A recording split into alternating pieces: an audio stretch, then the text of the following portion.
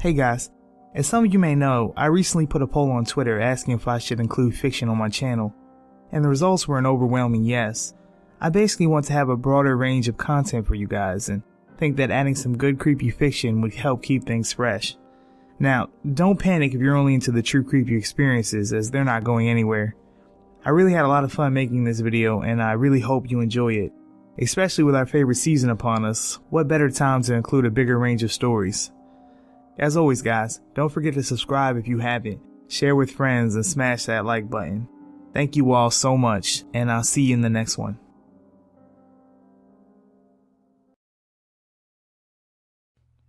Number 8.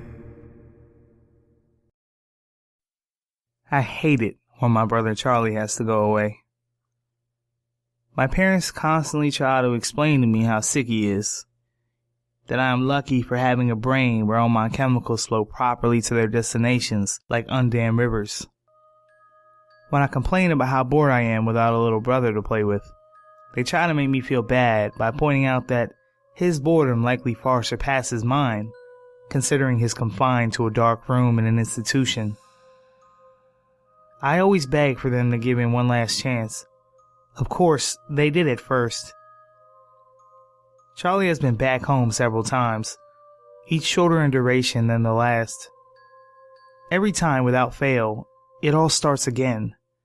The neighborhood cats with gouged out eyes showing up in his toy chest. My dad's razors found dropped on the baby slide in the park across the street. Mom's vitamins replaced by bits of dishwasher tablets. My parents are hesitant now, using last chances sparingly. They say his disorder makes him charming, makes it easy for him to fake normalcy, and to trick the doctors who care for him into thinking that he's ready for rehabilitation. That I will just have to put up with my boredom if that means staying safe from him. I hate it when Charlie has to go away. It makes me have to pretend to be good, until he is back.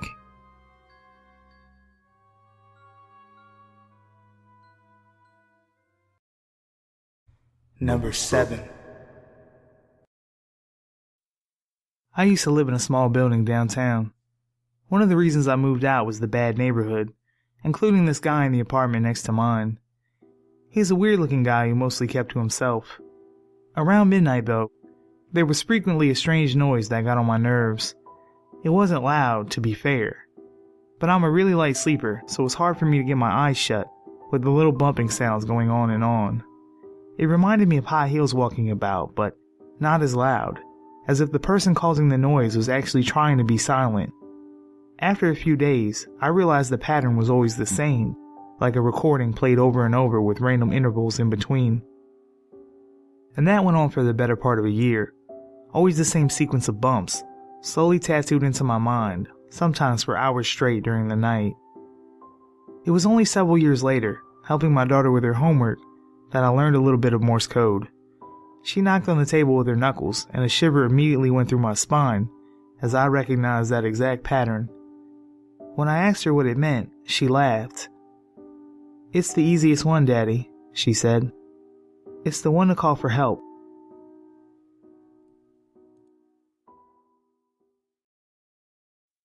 Number 6. To celebrate their first year in university, 6 friends went camping in the wilderness.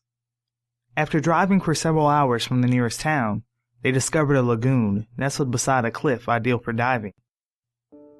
They set up camp in the woods nearby and spent the evening swimming in the warm, clear water. As the sun sank below the trees, one of the friends went up to the highest point on the cliff and jumped off, while the other 5 watched.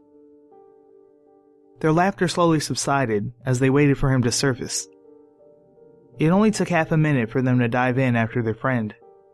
Struggling and sputtering amongst the reeds in the lagoon, they searched hopelessly for him. Finally, they disentangled themselves and came up, but they never saw their friend again.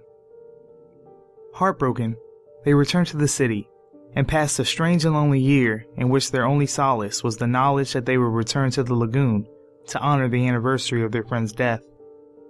A year passed, and they returned to the lagoon as a memorial, but as they approached, they saw their friend standing there, head bowed. Excitedly, they called to him and began running towards him, but he didn't turn. As they got closer, they called him more and more desperately, but still to no avail. With joy, they ran towards him, but stopped dead when they saw not one, but 5 crosses on the waterside.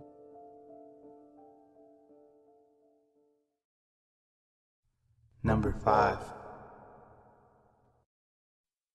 My wife was shaking me quietly.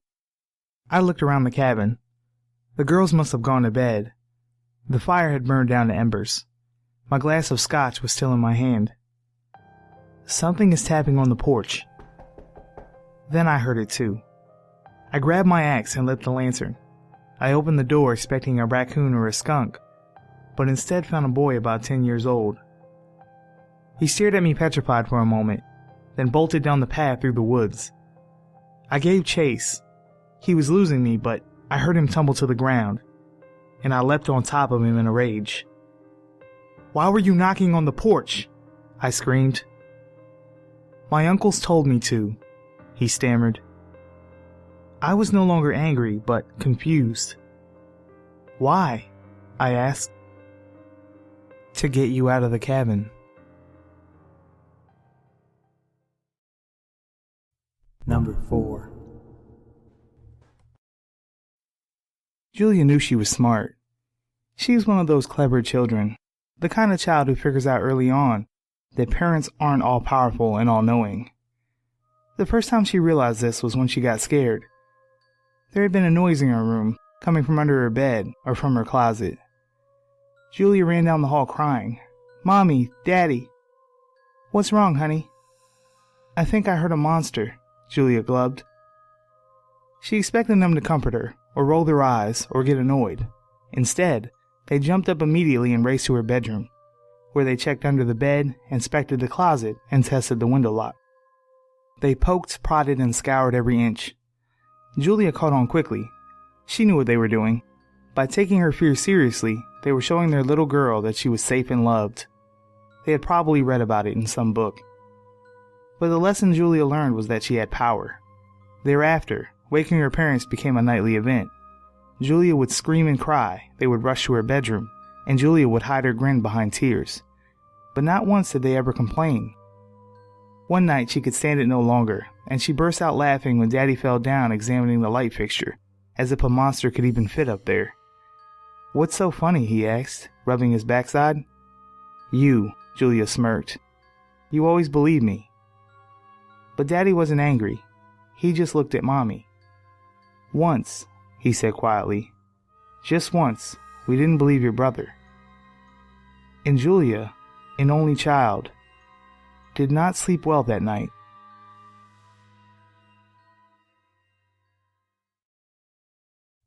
Number 3.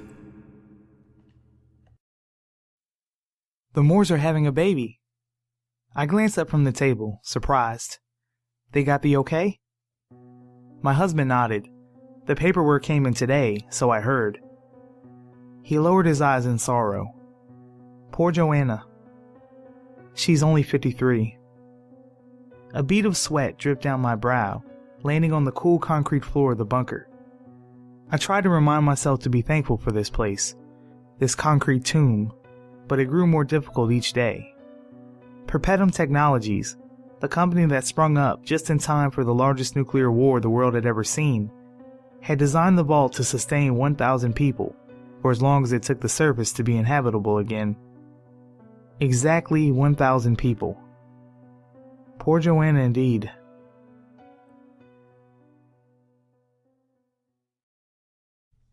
Number 2. If you're reading this note, I'm sorry. I assume you're in the same situation as me. That smug bastard drugged you and dumped you in these catacombs with only a candle to find your way out. I don't know how many people he's done this to, but there have probably been a lot. He wouldn't spend so much time on it otherwise, would he? He told me the catacombs are a maze, and he set traps and deadfalls at every turn. But he's promised there's one safe way out, if I'm lucky enough to guess the correct path. I'm not lucky. I'm just an art student here on holiday. There's no way I'm getting out alive. but I want someone to. I want revenge. I'm sure you do too, so let's help each other. I still have my sketchbook and pencils. Before each turn, I'm going to leave them behind for the next person, writing down which way I went. If I survive to another passageway, I'll come back and leave a page like this one. If I don't, then it's up to the next person to carry on and go in the opposite direction. Eventually, if we keep leaving breadcrumbs, one of us will escape. Get to the police and find that bastard. Do it for those who didn't make it. My name is Jeff. I went left here. Reading the note by candlelight, you feel a glimmer of hope. Until you realize you're reading from the sketchbook itself. Jeff never returned to tear out the page, and you're the first person here since him. You look to your right, where the dark maze awaits. Number 1. There was no pearly gate. The only reason I knew I was in a cave was because I had just passed the entrance. The rock wall rose behind me with no ceiling in sight. I knew this was it. This was what religion talked about, what man feared. I had just entered the gate to hell. I felt the presence of the cave as if it was a living, breathing creature. The stench of rotten flesh overwhelmed me. Then there was the voice.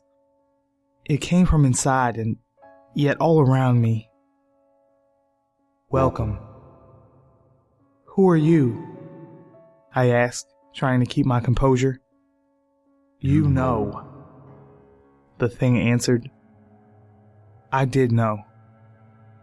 You are the devil, I stuttered, quickly losing my composure. Why me? I've always lived as good as I could. The silence took over the space as my words died out. It seemed like an hour before the response came. What did you expect? The voice was penetrating but patient. I don't know. I've never believed any of this. Is that why I'm here? Silence. I continued. They say the greatest trick you ever pulled was convincing the world you don't exist. No, the greatest trick I ever pulled was convincing the world that there is an alternative. There is no God? The cave trembled with the words. I am God.